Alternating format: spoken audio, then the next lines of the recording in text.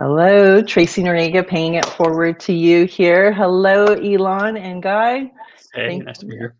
thank you so much for joining this online retreat to give women, people, healthcare workers, essential workers, everyone who's out there just permission to choose themselves. And that's been the theme, is a lot of times all those people are people who give and give and give, and then they forget to give to themselves. And this is where the main message of this retreat is to learn how to give yourself permission and to stop feeling guilty for giving to yourself. And I really want to, I know you guys are the greatest at busting myths.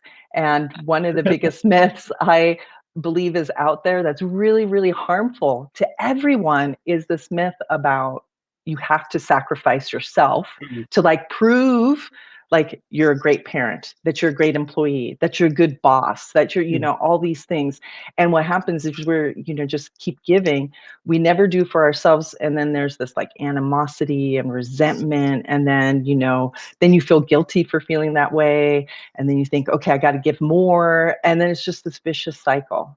Sure. So if you guys, with all of your wisdom and knowledge, and I know how much you've helped me to help these people like make that shift and realize where we're doing it to ourselves. Nobody out there's doing it to us. Yeah. I'm going to jump in just because my wife is one of these people. Her entire family is this. So it's very much alive and real in my life all the time. And one of the things that I think a lot of people, we label them like people pleasers. There's actually character styles that you can study about how this happens. I'm not going to go into that, but you said something, people forget to give to themselves. And I just want to reframe that a little bit for those that are listening that find themselves in this camp. You don't forget. You never learned. And that's really important to understand. It's like, it's not that you're doing something wrong. It's that you actually never were taught how to do this. In other words, something happened. We're not going to get into the whole like trauma bit or whatever happened. But the only way that you learned to find yourself and find connection to others is by bringing your energy and putting it out there, taking care of everyone else. But you touched on it. Like the issue is that then, and I'll name it, and you guys will think like, oh my God, how does he know exactly how I am? Because this is the pattern for every one of these people, right? It's like, this is what happens. You give, you give, you give, you give. And at some point you run out of energy and you crash. And that crash is not for like an hour in bed. It's like a 2-3 day crash where you just feel exhausted. And at that point, you feel like no one's ever there for me. I'm there for everyone else. I'm taking care of everyone. But when I need people, no one is ever there for me. And it starts spiraling you down into this energy dump vortex. Probably pretty accurate at this point. Yeah, right. So, and I just want to name, like, I don't operate that way. Like, that's not my thing. But we've coached tens of thousands of people. I'm married to one. I'm watching her mom do the same thing. Like, it's not that you're doing anything wrong. It's just that you're hardwired this way. Like, it would be crazy to get upset at yourself in the same way that it would be crazy to get upset at a dishwasher if it didn't wash dishes. Like, that's what it's programmed to do. This is what you're programmed to do. And so knowing that, first and foremost, should be like a big relief. Like, you're not alone. You're not broken. You weren't, like, it just is. It's the wiring. Okay. The flip side of it and the downside of it is this. The program is that I will have connection. I will receive love. People won't leave me when I do this for others. And so you burn and burn and burn all this energy. That's a lie that you told yourself. That is not reality. Why did they have to tell that lie, though? Just to be clear for them. You have to, you keep telling yourself that lie because it's the only program that you know how to get that connection and love. You think that that's what's happening. Can I actually fill in the blank over there just a little bit? Yeah, so it's not so much that it's a lie, right? Like Tracy mentioned stories, right? We all tell ourselves stories. So there's no really, lies are when we take our stories and we take somebody else's stories and we say that story doesn't align with my story, so that must be a lie. So it's like lies and truth are really very variable and relative, right? Everyone's story is valid for them, meaning that it's the truth from which they live from, perceive the world. So there's no nobody's really lying, so to speak, right? We have agreed upon truths in society, and then when somebody doesn't speak that truth, they're an outcast, and it's kind of a dangerous game that we actually play with ourselves and others. But what I really wanted to point at is we tell the story to survive. Yeah. We need to justify our belief system so strongly, because what the system is looking for is a ground of safety to operate from. Okay. So it's like, we actually want to feel safe in our system. So for instance, like somebody who, Ilan said, you hardwired this pattern. And I always like to use the metaphor of a bully on the playground. Like we all met the bully, right? Or we were the bully. Yeah. And sometimes now we bully ourselves, right? Exactly. Right. And so just so you know, like, and everyone kind of intuitively knows this, but it's important to say that someone who becomes a bully is dealing with an extreme amount of fear in their system. And so the way that they adapt to the world is by creating fear for others. And so it diminishes their own fear. It's like, if I create more fear in the world than relative to my own fear, like, oh, I need to make them afraid before they realize that I'm the one that's afraid. And that's how a bully operates. So, and then that gets hardwired in. So they never actually deal with that there's panic in their system, and they're trying to create safety through adapting and changing their environment. And so we all kind of do this. So when we meet the bully on the playground, day one, they hit you, you cry, everyone laughs, very, disappointing and embarrassing. And then you're like, okay, tomorrow when I meet the bully, I need a strategy. So the next day you're like nice to the bully. Okay, that doesn't work. The next day you try to fight back. That doesn't work. The day after, maybe you make sure that when you're by the bully, you have a group of people around you, like your close friends, or you make friends in order to have groups of numbers. And you notice that the bully leaves you alone that day, and your brain goes, "Oh, that's good. We created safety." And so now that moment becomes this strategy that you start applying. You're like, oh, I have to have people around me all the time so that I don't feel alone and so that I can feel more safe. And so now you as an adult, right, like you take this out a long time where you've applied this strategy many times, the strategy becomes a pattern.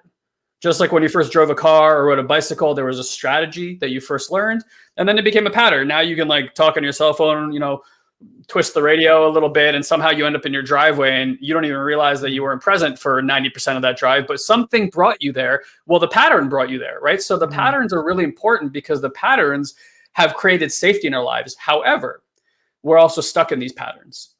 And so you might find that now you have a lot of people around you, right? In the example that I'm giving, you might have a lot of people around you, but you feel just as lonely and you actually don't feel safe. But for like a moment in time when you have a lot of people around you, it just feels a little bit good. And that's the only thing that you know. So for people that, and again, that's just one pattern, but in all these different types of patterns, that's how somebody gets into this habit of giving to others and really abolishing, like literally abolishing, no longer being present or aware that they have needs at all. And the funny thing is that in society, we admire these people.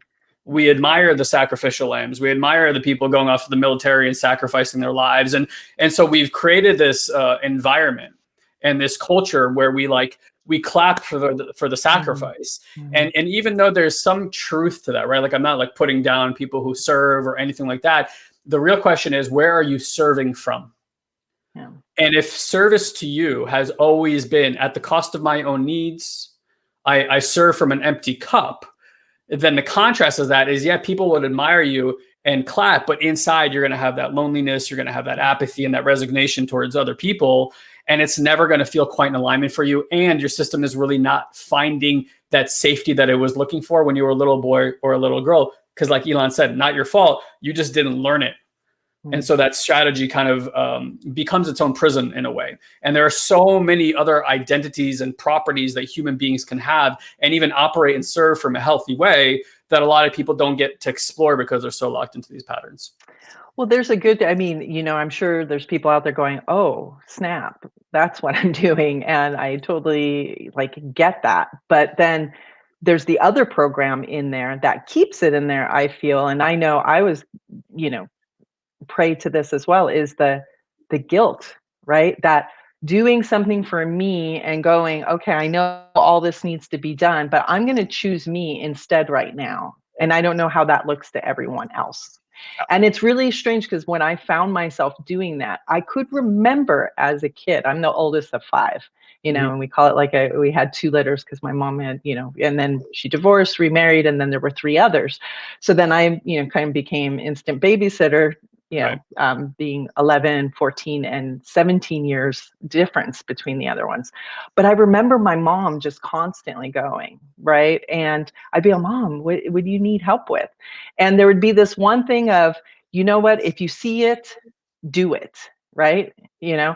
And so I would try to look for what needed to be done and do it. And then on the other side, it would be if I did it, it was like, no, no, I'll do that because I was doing it wrong or I wasn't doing it the way she wanted, right? And then there would be, you know, she'd be doing dishes or something. I'm like, well, I'll get this and you could go do the other stuff that I couldn't do or I knew she was going to. But it was like this constant, even though she wanted help, she wouldn't allow the help. And I remember getting upset at her and going, but Mom, if you do everything and you don't let us help you, then you're never going to have time. That's right. And then I would find myself later, like doing the same thing and going, oh my God, I'm not asking for help. I'm not delegating things. I'm not, you know, and yet still there was this like, you know, undercurrent of, you know, feeling guilty until I got given permission from a behavior coach for our kiddo, Jesse, who said, what are you doing for you? Yeah. And I'm like, well, I get up in the morning, I meditate, you know, I'll go for early morning hike or something, or maybe a bike ride. And she's like, okay, but what do you do for you? I'm like, I just told you, you know, and it was just like, well, what do you do for you to feel you know, to feel good, to, you know, feel, I'm like, I don't have time. Yeah. I mean, I know, you know, I squeezed that in and I felt like I was doing for myself. So So just if you guys notice, want to like, speak to that, you know. yeah, I was gonna say, just for those listening, because I feel like you named it so well, and like you guys can really start to feel how that impacts your system, right? Like the think of this. I'm gonna say a line, and it's gonna probably like trigger you guys, so I know that in advance, but just bear with me here. Like, you're letting me down, right? Like you're letting me down, and just start to feel in your body what's happening. For some of you, it might seem like someone's like squeezing your heart so tight and it's like pushing you back. For others, it might be like someone's like punched you in the gut. Whatever that sensation is, right? That thing that's happening is the reason that you run around at 100 miles an hour taking care of everyone else. What we this is not just about this is about everything. Like the one thing that we humans do is we try to deal with the outside world because there's stuff inside that doesn't make us feel good. We don't want to face it. And we have convinced ourselves that if we run faster, if we do more, if we achieve, if we give more, if we blah, blah, blah, blah, blah more, that somehow this thing is going to get better and go away. And the question I ask everyone is, you've done that. Not for a day, not for a week, not for a year. This has been your path for decades at this point. How is it working? How's it working? Still operating the same way, right? Like you've learned all these amazing tools. You have all these amazing like notebooks filled from seminars and coaching project, things. Like, how's it looking? And the part that we've really started to get interested in is all of that stuff, which is amazing, right? Like understanding why you operate that way and how you got to be that way and how to reframe things and empower yourself in the moments. And, now I don't burn out as quickly, or I don't burn out for as long. Like, and you think that that's improvement. Yeah. You really think that that's improvement. And I'm just here to kind of like challenge you a bit and be like, is it? Like, how much longer are you willing to do this? You're going to keep dealing with the same thing over and over until you start to be with the parts that are inside that make you feel so uncomfortable, that put you into the autopilot system, that has you run around, do all of those things. Yeah. Right? Like, we spoke before we got online about the story and what happened and all that kind of stuff. And like, that's where people tend to go, is into this world of like, okay, well, I have this story that you're going to leave me if I don't take care of you. And you can do that work, right? You can be like, okay, that's not real. That's not true. You can ask the people in your life, like, if I didn't feed you dinner, or if I didn't drive you this, like, would you hate me? Would you love me? And it's even hard for you to think about asking because you're so afraid of what that answer is going to be. By the way, I've done this with tens of thousands of people. I'm telling you right now, the answer can completely change your life, because none of us, not you, none of us live in reality. Yeah. We just live in a construct of our own imagination. And once you get real feedback from someone like, if I were not to do this, how would that impact you? Would you think less of me? And they're like, are you kidding me? No. And you're like, wait, really? And you might have to hear that often. A million times. You might need to get that reflection quite often. And so I could just chime in here, so you guys can start seeing how, like, going against your own system, right? Since it's created this like cocoon of like illusionary safety, right? Because by doing this program, you think you're creating safety. So by going against that, there is a part that comes up that becomes like hyperactive and starts becoming very vigilant about, oh my God, we're not doing the thing. I must not be safe. You just say, like, the program just keeps playing itself out. And kind of like Tracy mentioned with her mom, right? Where her mom was like, help me. And then she's like, but don't help me. Because that would actually pop the illusion that she was living in.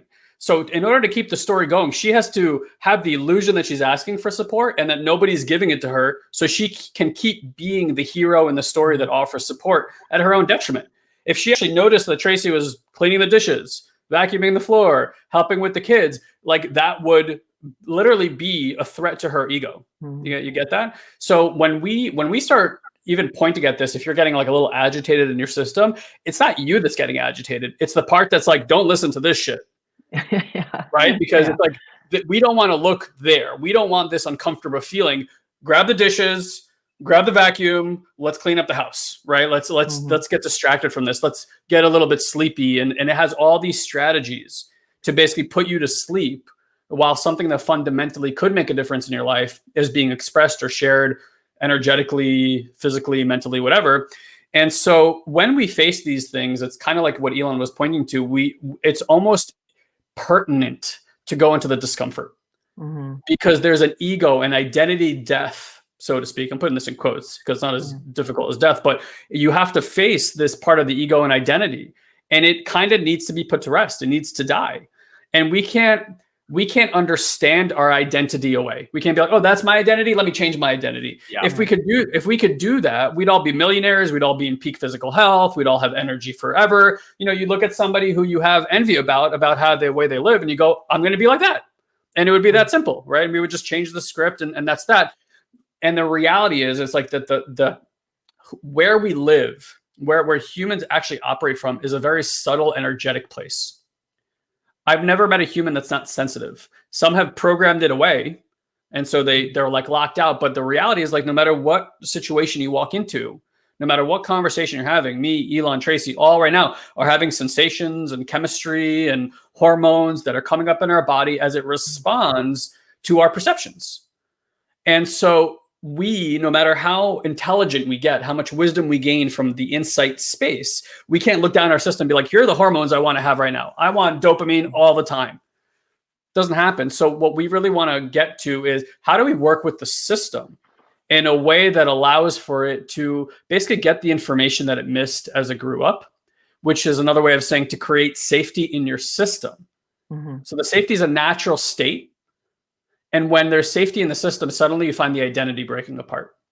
Because now, instead of having to take action in the world, right, to do all these things to try to create safety, we can actually program the system around safety. And then it's like, okay, now what's your self-expression when you feel safe all the time? Do you want to get on stage and sing? Do you want to go build a business? Do you want to go over there and ask that man or that woman to go on a date with you? Like, whatever that action that you wouldn't take because you don't feel safe, suddenly it all becomes available to you because you do feel safe. And that's the primary focus of our work, is how do you create safety in the system through the energetic body? You brought up something that was really, and then I bring awareness, right? So you guys spoke about in your body, and a lot of times we don't tune into that. We may Right. feel it, and then it's sort of like this automatic, okay, I got to do something to cover that up. So, I mean, first of all, that is one of those like, red flags.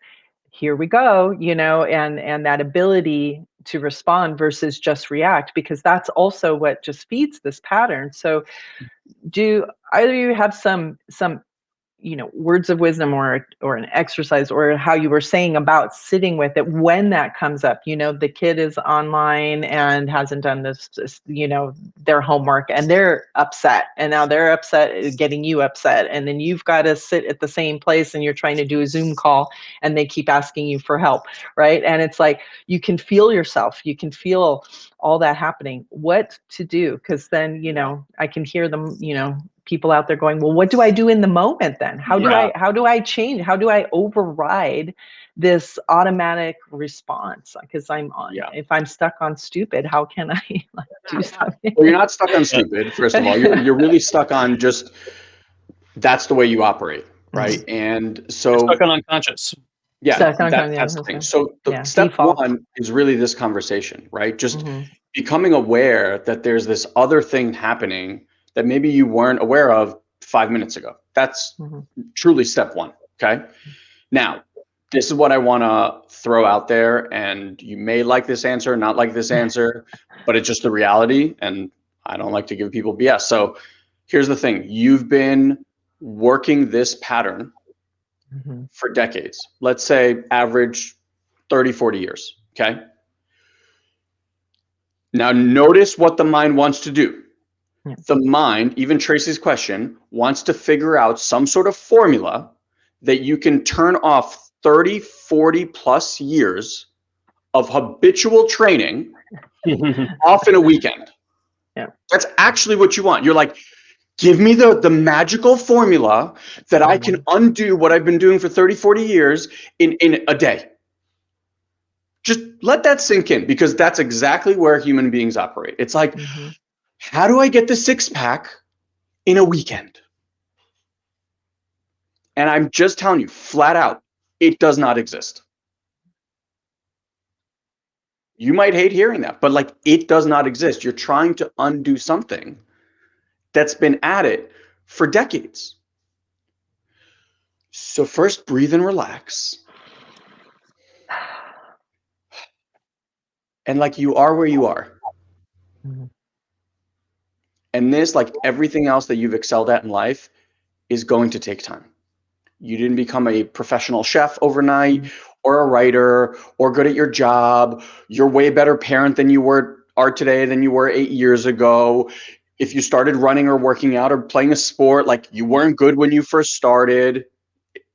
Nothing. There's nothing that you've ever done that you were good at because you snapped your fingers. Okay? So that's breathe. As far as practices are concerned, catching it in the moment, I will offer, is a very high level. So what you're wanting, right? This is like what yogis practice, right? For decades.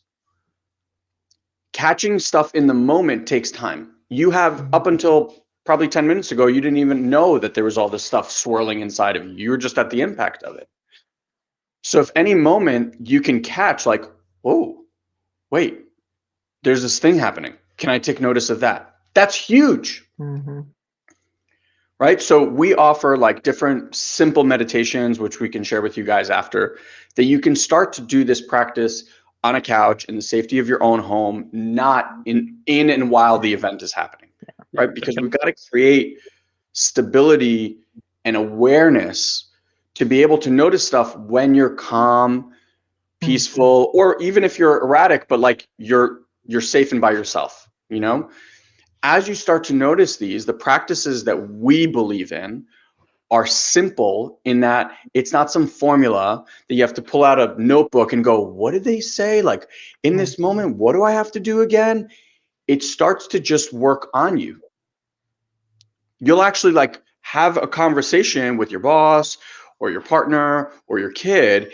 And as in the moment, you're going to have this moment where you go, ooh, oh, I can feel that. And instead of responding to that thing, instead of going and attacking over there or doing whatever you do, you won't do any of that until eventually, what happens is, as you continue to do this work, the parts, just like, when someone like plugs in an outlet, they have those like child protector things. Yeah, the little plastic one. So imagine that right now your plug is just open and anyone can just come in and like plug into you and you're like, right? Our work and the things that we do is like, it's like putting these protective covers in there that no one can ever touch it. It like disappears. Once it's there, you forget about it. You don't even have the responses internally anymore, period. Now, again, this is the important piece. Nothing happens overnight. Right.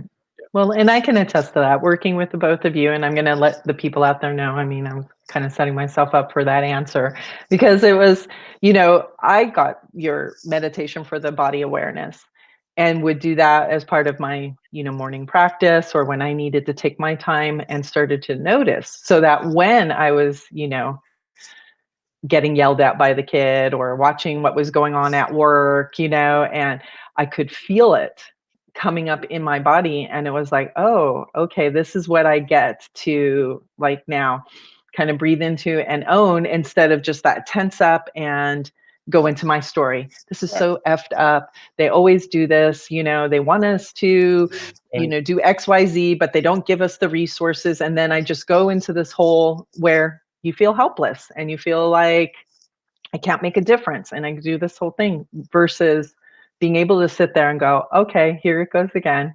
All right. And I would do the whole smile, just smile and breathe and just go, okay, what can I do with what I have right now? And like you said, accept it. I mean, there wasn't going to be anything I could do. I already raised the question at the town hall meetings and at the other meetings that they had. And I wrote in, it's just like it wasn't going to change. There was that part where you just had to accept they wasn't going to change. So what am I going to do with what I have now and what kind of attitude can I bring to it? And then just watch that shift that would happen because I was instead bringing a totally different energy of, all right, you guys, we can make this work. Exactly. And Tracy, I have a question for you. Like we worked together, what? It was maybe like 3 years ago at this point? Yes. Okay. Yes. All right. So and at the heat of when I just couldn't even deal with Jesse, when you guys were like saying, can you love, the behaviors? And I was like, no. Yeah. And then, so what was that step? And we spoke about this before. So what did we say? Like, you can't love the behavior. Okay. So you said, okay, can you love the behavior? And I said, no, what's there to love about it? And your whole thing was going to about the acceptance is just loving what is. But I was in such resistance to, no, it has to be different. Or what am I not doing? I didn't realize how much I was internalizing that. I was feeling ineffective as a parent, also becoming a parent overnight kind of thing. And, have this learning curve and then have a kiddo with special needs and all this trauma. And I was like, what am I doing wrong? So I just kept putting it on me. What am I doing wrong? Why is this not enough? I signed up for this and I'm doing that and I'm reading this book and I'm doing that, and it was that acceptance piece. And I remember you guys saying, what if you just looked at Jesse? That Jesse's fine the way he is. There's nothing to fix. Yeah. And I was just like, and it took a while. I would go over that. I wrote it down and I would just say, okay, it's fine. And I remember trying to say it to Ruben. He was like, what do you mean he's fine? There's nothing to fix. There's this thing we said to Tracy. She was like, I cannot love it. Like, I just can't get there, which is fine. So we were like, okay, can you love the part that doesn't love, that wants to have him fixed, right? Can you love not loving it? And she was like, ooh, okay, hold on, that's different. And so what I want to just lay out here is like, people are always looking to go from here to the top of the mountain. And they want like, just tell me how to jump there. And it's like, no, you don't jump there. It's like, okay, what's this step? And what's this step? And what's this step? And Tracy is just an amazing example. Like if you follow her at all, and you've probably seen this progression. It's like, as you find internal ease and you stop resisting everything that's happening and trying to fix and manipulate and change everyone and everything around you, Like, because just to use Jesse as the example, Yeah. right? Like, with the best of intentions, Tracy wants to do what's best for Jesse. Even when we met her, like, you could tell her heart was just bleeding, wanting to help this kid. But underneath all of that is this energy of like, there's something wrong with Jesse that I need to fix. Now, if she didn't say a thing to Jesse, how many of you guys have walked into a room where people are like, and you're like, what the hell happened here? Like, did they just have like a huge fight? Like, we feel energy. So without Tracy saying anything, if the energy behind her action is she's trying to fix me because she thinks there's something wrong with me, even if Jesse doesn't know that, he's feeling that. And then that creates all of this other tension. So now you're not even in the reality. You're operating between like an energetic fight you didn't even know you entered into. And so as Tracy let all that stuff dissipate, now that creates space for Jesse to show up how Jesse shows up. And the more Tracy is able to hold and be with how Jesse shows up, the more love and acceptance is there. And that's what creates change. It's if someone walks up to you and is like, you know what? I don't like the way that you do that. What's your reaction? You're not like, oh, please tell me more. I would love to hear. Yeah. You're like, fuck you. The fuck are you to tell me? Right? Yeah, totally. But if you're enveloped in a field of love, like truly love and acceptance for exactly how you are, and you know that you can do no wrong and that love is not being taken away, you will be and change and do whatever you want just because you know that you can explore and they'll still be there. You know that love is not conditional on being taken away on that. And Tracy has worked 3 years, and I'm sure she'll tell you it's been like a profound pendulum swing, right? Yeah. Well, and I've had to bring it to Ruben too. I mean, what you were saying reminded me of a saying that you guys gave me, and then I gave it to him, and we'd have to say it over and over, which was, Jesse's just doing what Jesse does. Jesse's just doing what Jesse does. So you can apply that to anyone, your boss at work, a coworker, if you have problems with your mom or your friends or whatever, it's just like they're just doing what they're doing. So you getting all worked up about it and expecting it to be different is a bit cray-cray when you look at it. And it's and like you said, it's like, well, if I'm saying I love you and we all want unconditional love, it's like, well, there's that part, right? Can you just love that that's who they are? Yeah. And yourself. Absolutely. And the same token, right? Like, and here's the thing, like what Ilan just said about love, really the most important part is that you give it to yourself. Oh, that's a big one. If that's not the base of operations, because if it's always about they have to show up a certain way, they're not doing that. They're not going to do that. We are probably a millennia away from energetic evolution, from people being attuned enough to one another to be able to show up the way that people think that other people need to show up. And it's not like they need to show up in how they act or anything like that. But if you think about it as a child, when you were upset, what you wanted, you didn't just want mom and dad's physical presence, because some of us had that, like Ilan and I had that. What we really wanted, though, was a certain attunement, like an energetic presence that was there. Like if your mother held you, this is before cognition, before language, and she was like, she had you in one of those slings. But as a baby, you're like pinging the mom. You're like, look at me, like pay attention to me. And mommy's like cooking and cleaning and doing this. And so she's there, but she's never really like present with you. That still creates, what we call trauma for the child, because it's like, it's looking for an attunement with the mother, a certain type of presence. And the thing is, only your system knows the type of attunement that you really wanted. And so your parents in this level of consciousness can't give that to you. Right. However, your system does know that level of attunement. And if you don't begin giving that to yourself, that's the remedy. Like you want medicine, give yourself that attunement. You want that love, like show up, when like we're talking about all the stuff and you're understanding, but then you're going to be like, okay, well, I don't always show up that way. I'm sure Tracy still gets upset sometimes with what's happening in her household. What we get to learn, though, is fine, I have the frame of how to view what's happening here. But once in a while, these parts come forward. Mhm. And if you don't develop or cultivate a way to be compassionate with those parts, you're going to find them reacting and overreacting more regularly, because that's the remedy, is that when it shows up, it's not like, fuck, I did this again. Ah! It's like, oh, okay, I get to show love and compassion to these parts right now, just the way that I wanted it when I was a child, just the way I wanted mom to hold me when I was angry or pissed off and all this stuff. So I wrote like a million notes here while you guys were talking. But like, you know, the truth is like the energy that we carry, it informs and it dictates the way that reality is unfolding in front of us. Definitely. Yeah. And That's that's a just big one to like, you know, that's a big one to even realize that you're bringing that, right? yeah, That you bring that.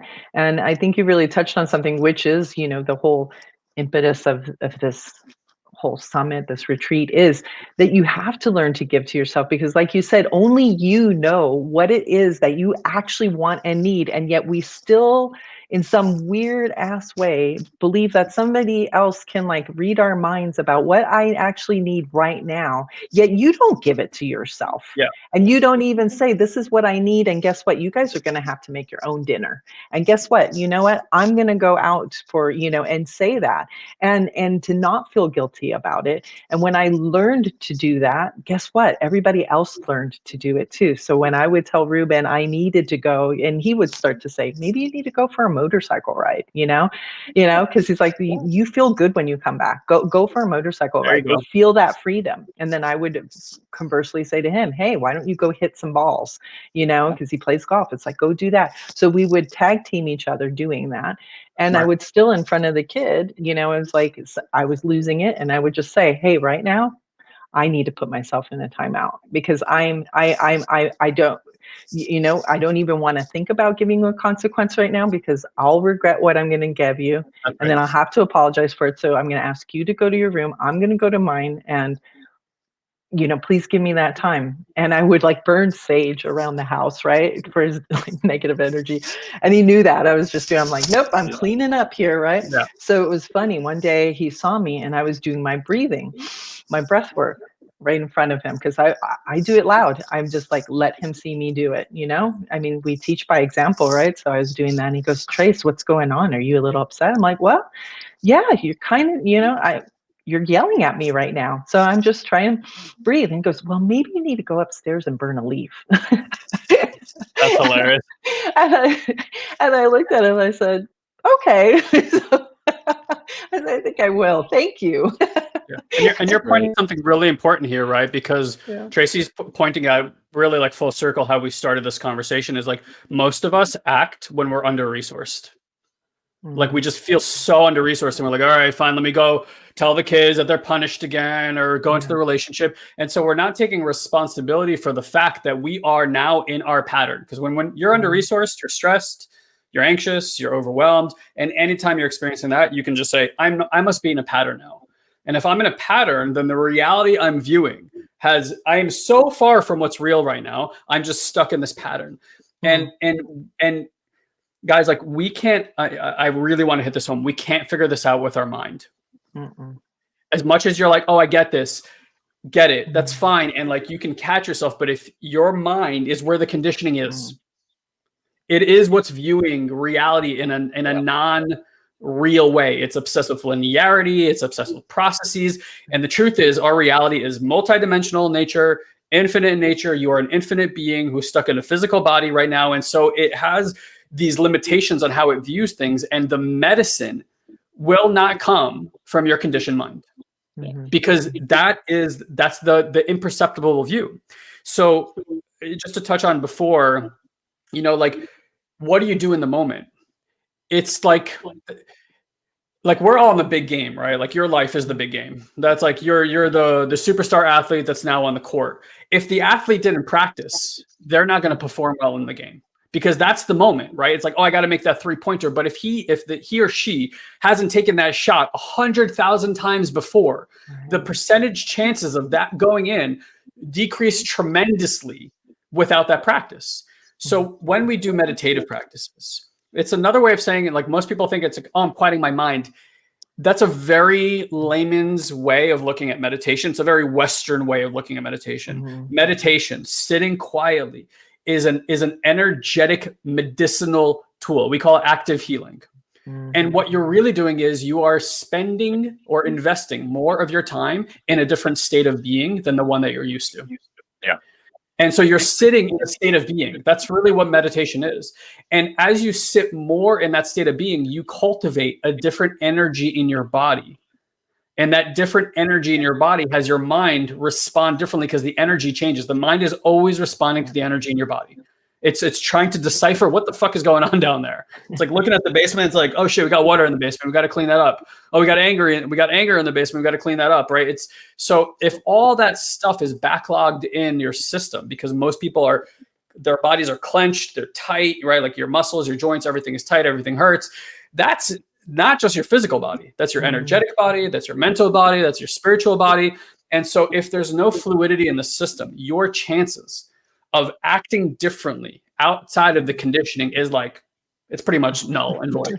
Yeah. And so, we start with understanding so that we can free the mind up to get curious, basically.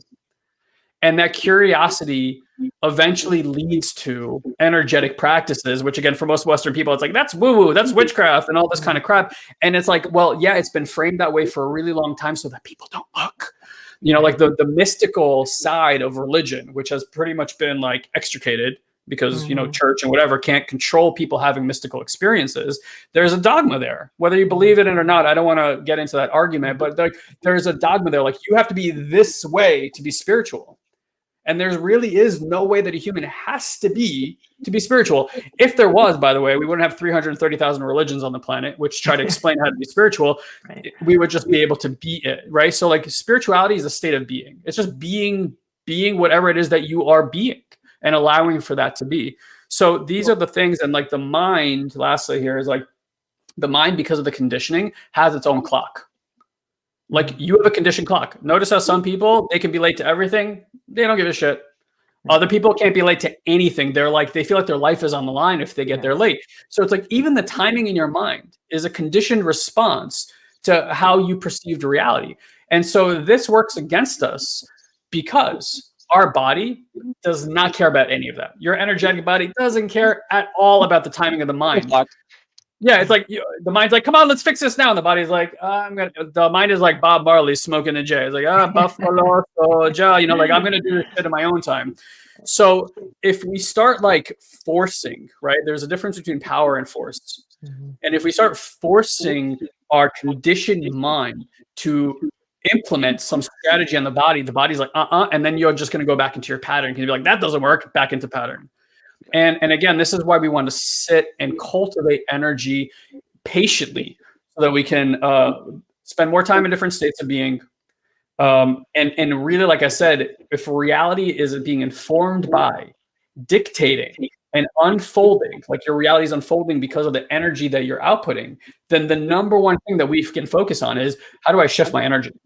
Not how do I change my thoughts, or how do I make them believe what I want to believe? You want to see massive changes in your relationship, in your business, in your health, change your energy. And you cannot do that from your conditioned mind. It is a daily practice. Jersey, I just want to say there's this one quick line that I learned. I'm sure people have heard it before, but it says like, we don't rise to the occasion. We always fall on our training. So it's like in the moments of greatest heat, we always want ourselves to be this like superhuman thing, but we don't. You fall back onto whatever your level of training is. And so what Guy's speaking to is like, when you train yourself in the dojo, right? There's like working out. What we're talking about is working in. When you work in and you start to flex these muscles that have been asleep for a long time, everything. Like you want to handle your health will get handled. You'll start losing weight automatically because anything that you've had there to protect yourself will disappear. You want your relationships to blossom. They will blossom because you are now in acceptance of everything that is internally that you have judged for decades. But reality shows up so you can see those things. And now you heal them. And now the reality and all these people that have pissed you off either leave or become completely different human beings. The things around money, right? Like you've been chasing money because money you had as something that was going to give you support or safety in your system. And you learn to give yourself safety and support without money. And all of a sudden, all this money shows up, right? Because you've stabilized. So I just want to offer, like, the more you do this practice and the more you do this training, the working in, life just unfolds. Mhm. Well, and with that, so I'm going to start to talk to you out there in the audience. This is part of the choosing you, is to have your own self-care practice, which is to do exactly that. And I know I can attest to that, of setting aside the time for myself, usually in the morning. And guess what? If that meant I had to get up even 10 to 15 minutes earlier, I learned that I did that before I even stepped out of that room, because then I wasn't ready for the day and I didn't check inward, like that being said, and just sit there with that energy and go, okay, what is my intention to start this day as, and let all of the monkey mind, run its course, and then go, okay, now what am I choosing to do with my day, and how do I want to show up? And and yeah, you know what? It's not going to be a magic wand. And as they're talking to you, but you take that and you, guess what? You're practicing to put that little space that you can catch yourself. And even when you've done it, then you can go, oops, I did it. I did it again, Brittany. And then you go back and you apologize to people. You say, excuse me for that. I was, and I just want to say, and point it out to me. I would start to learn too. It was my voice getting loud that would get Jesse to a certain point too. So I'd say, hey, let's figure out something you can tell me or do that my voice is getting loud. And he would just do this, and I go, okay, because he didn't even want to speak up and say, you're getting too loud, Trace. Right. So I said, well, let's figure out something. Give me a hand motion or something. So he just did this. Brilliant. And I go, okay, thank you. And I knew I had to take my breaths and walk away. And I said, okay, maybe we just put this on the back burner. We'll come back to it. Brilliant. And you can go do your stuff. We'll speak about it later when I calm down. Thank you for letting me know. And these are those little shifts, the little tiny ones, and really giving yourself that permission to take the time for you. So I know you guys have lots of meditations, and they have an awesome Facebook group with thousands of people in there, and they give so much value. You will get things like this, like we just had. So if you liked this experience, if you liked this conversation, and then they'll take people's questions and they'll answer it right there on the spot. And, teach one, teach all moments, because somebody else will have something and you're like, oh my God, that's exactly what I'm going through. And you'll hear it. And if you can't make it live, guess what? In their Facebook group, they've got all of them there. You can watch it on your time, and they give great meditations and things that you can utilize for yourself to tune in. Because as you were saying with that saying, I've seen that now, the saying that Gandhi says, be the change you want to see in the world, is really about you loving you. If you want to feel all that love out there, it's like, until you really give it to yourself, you're not going to feel it. And it sounds corny, because I remember, oh, if you can't love yourself, nobody else can love you. And I'm like, that's so lame. Yeah. But it really is true. Yeah. It's so true. I noticed he says, be the change, not do the change. He's talking about, like, be that state, because it's true. Like, that's what pours out of you is your state. And all the actions that you take are consistent with that state. And all your relationships are consistent with that state.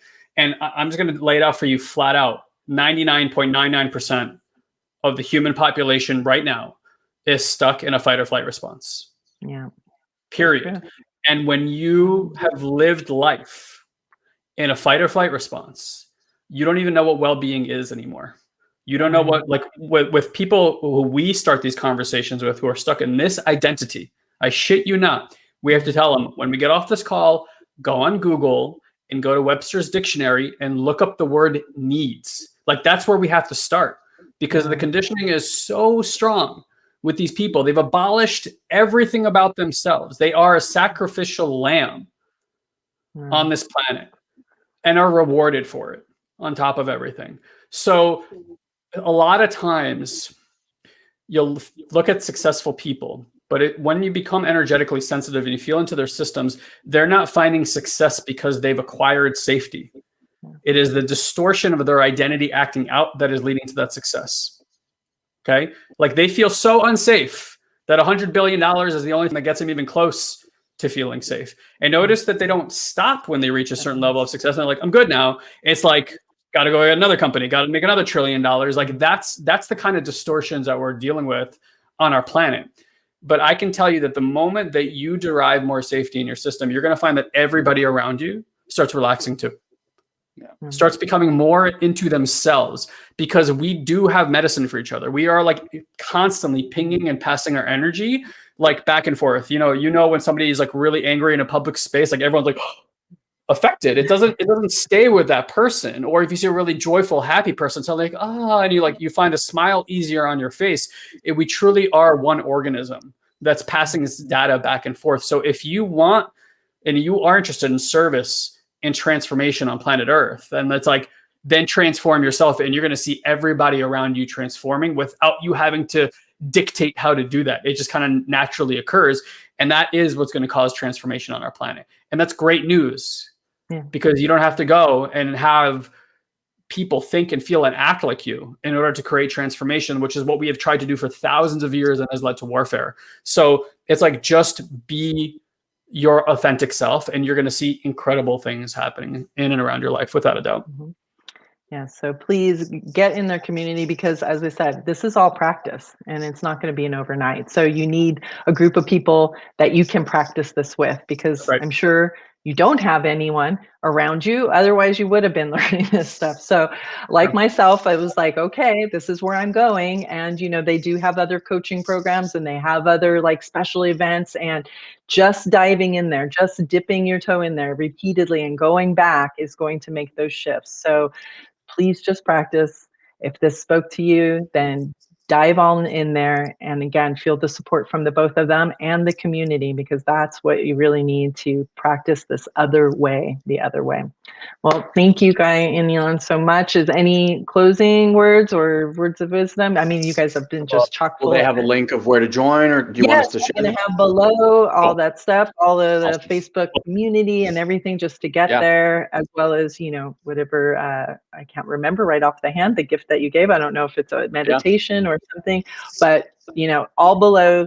And just dive in, and I'll have your IG and your Facebook and everything. And connect with us.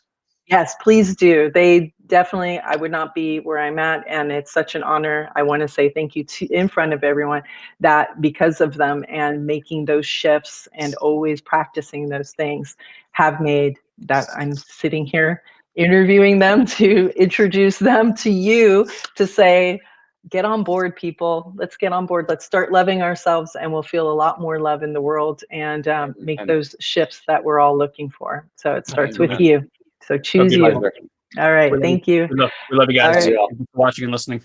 All right. Have a beautiful rest of your never before lived day, and stay happy, healthy, positive. Cheers.